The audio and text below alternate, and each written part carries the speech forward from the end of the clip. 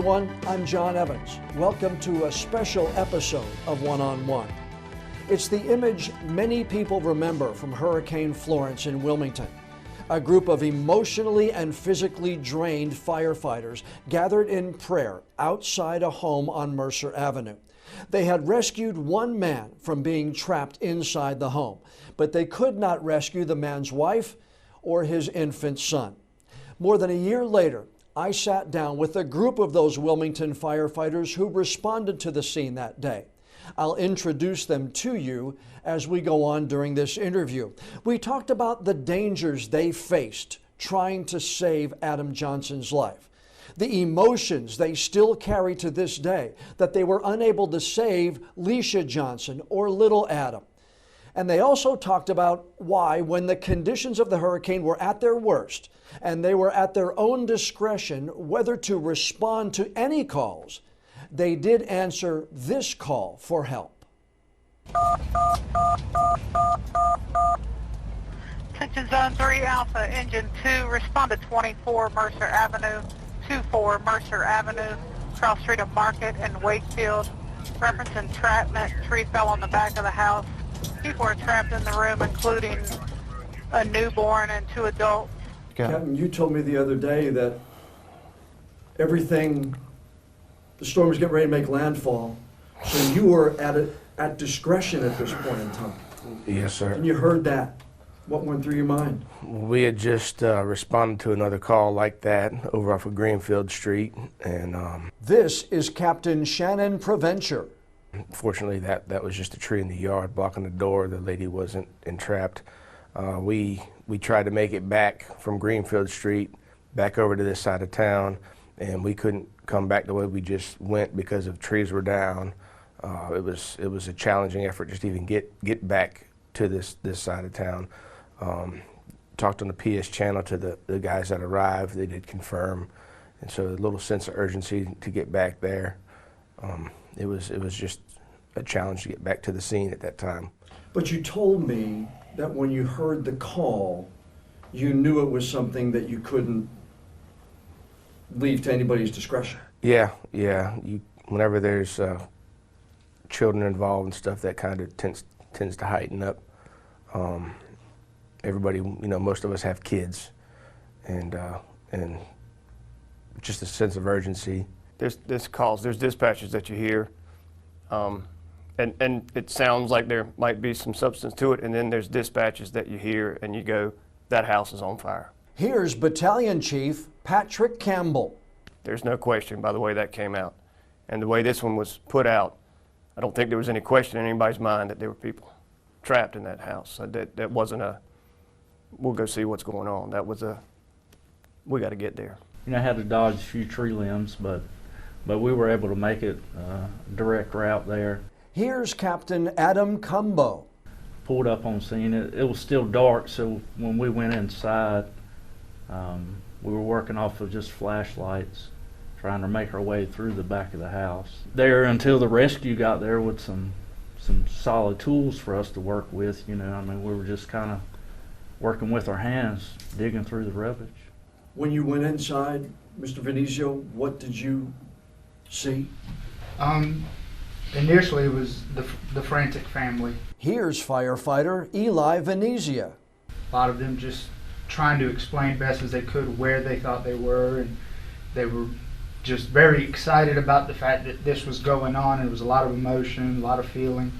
But once you stepped through the living room, as it were, that's when you started to see all the wreckage, all the tree limbs, everything just piled into just one big cluster of stuff.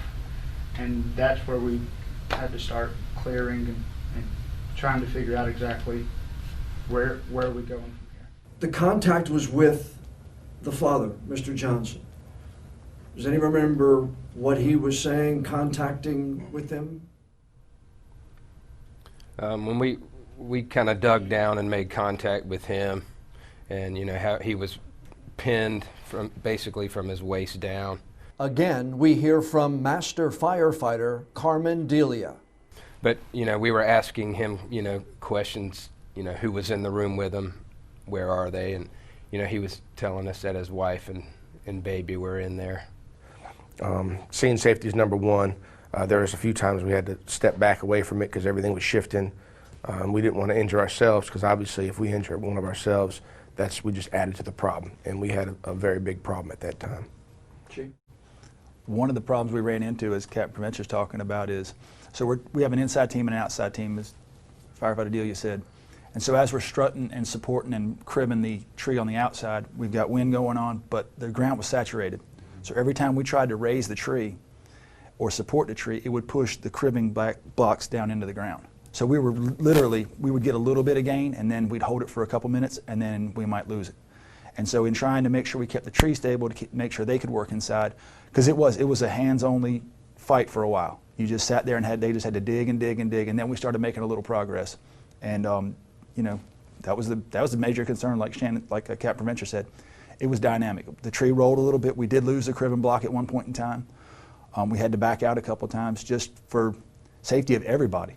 When you're inside, did it ever get to the point where you had fear for your own life, actually in the room itself?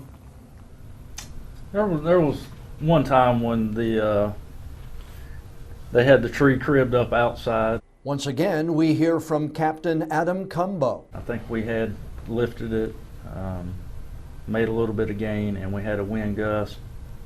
Because this tree, you know, was laying horizontal, but then it's got its limbs that are catching all the wind. But the cribbing block or tower shifted a little bit, and we were, and I remember, was there like 4 of us in there, and we were on top of each other trying to get out. You know, it was literally, you know, it's time to leave. Because it was, you know, that 80,000-pound tree, you know, inches from our head moving.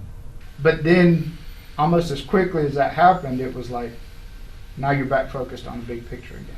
And you're just not thinking about, I could get hurt here right now. And me personally, I think that's a good thing, because if that's what you're focused on, then you're not focused on that patient anymore. So if anyone was scared, I didn't see it. He was still on the mattress and the box spring, had the tree across him, and then you've got the bed frame under that. So we're doing everything from underneath him to get him to drop while they're trying to get the tree up. It was everyone pulling on him strategically, not just crazy. And we had already raised everything we could. I had my hand under there on his leg, feeling the tree, the gap, and a little bit more pull, and he's coming, and sure enough, just, it was almost like that last minute, all right, one more time, and that's when his leg came out. And he was worried about his family. You know, he made the comment because we were bringing him out of the house. Again, we hear from Master Firefighter Carmen Delia. He just said, my wife and kid. And then we delivered him to EMS, and I told him we're going to do everything we can. Were you going to leave before you got them up? Mm-mm. Nope. That was going to be a little bit of closure to that scene for all of us, I think. Captain Shannon Prevention.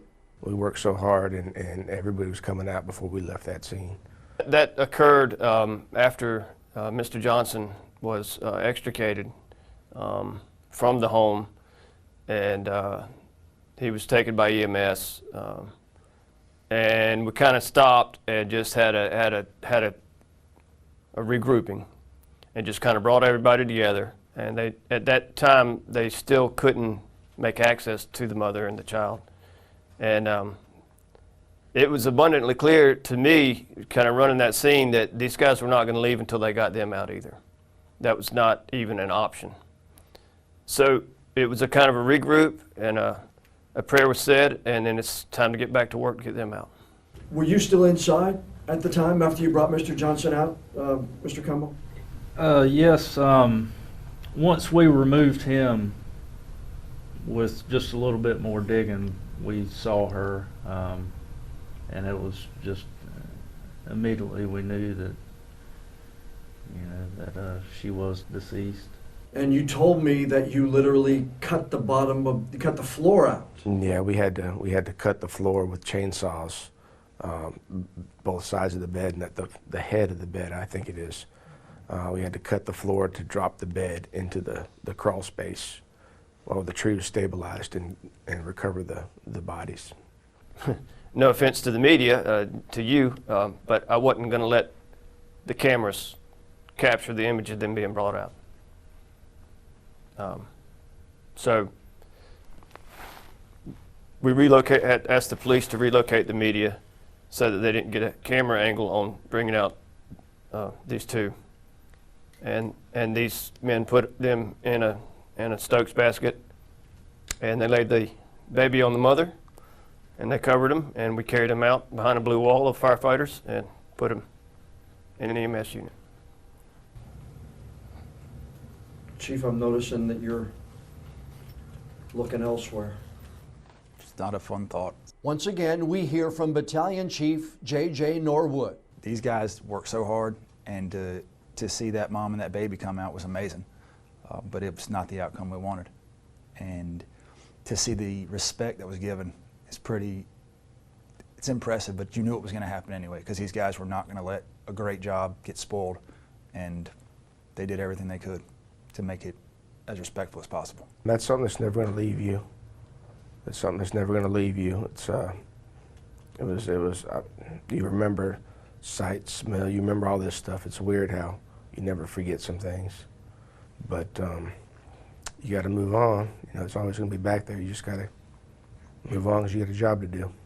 One for me that I just will put out because it is one that is definitely etched in there is, you know, when we got to the mother and the baby, I mean, it was very peaceful almost to see it because she was holding, and it stuck out because of where they were in relation to Mr. Johnson. They were all right there. I mean, when I saw exactly where the mother and the baby were, it just killed me how close we had been working around them the entire time. And it's just a terrible, terrible shame that the child, the baby, wasn't in the crib because the crib was untouched. But the way the house came down, was that you, Captain? Right? So the crib, had the baby been in the crib's untouched. Baby would have lived. Would have been a better outcome. It's a hurricane. Wind's blowing hurricane force plus. Baby's in the crib crying. Where's baby going to go? In the bed with mom and daddy.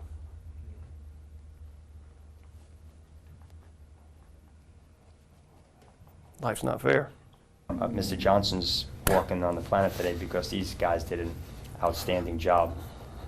Unfortunately for his wife and child, that their outcome was already decided before we got there. I think there's no doubt about that. You know, and that's at the break. That's what I tried to tell the guys, is that what they did was a win. They saved a man's life. You know, he would not be here if it was not what they did. And but you still hear how hard they take on someone that happened before they got there that they weren't. They still look at that as defeat because it's a very tough pill to swallow sometimes. I want to thank all of those Wilmington firefighters for being willing to sit down and share their emotions of that day last September. I did get a chance to talk with Leisha Johnson's daughter, China, in the lead up to the interview, and she told me she would want to tell those firefighters thank you for their efforts that day. Lester Holt, the anchor of NBC Nightly News, was in Wilmington to cover Hurricane Florence and actually was on the scene at Mercer Avenue as everything unfolded. When I interviewed Lester for this podcast earlier this year, he told me he still has the picture of the firefighters praying on his iPhone, and he called that scene one of the most touching things he has ever seen. I'm John Evans. Thanks so much for being with us for this special episode of One on One.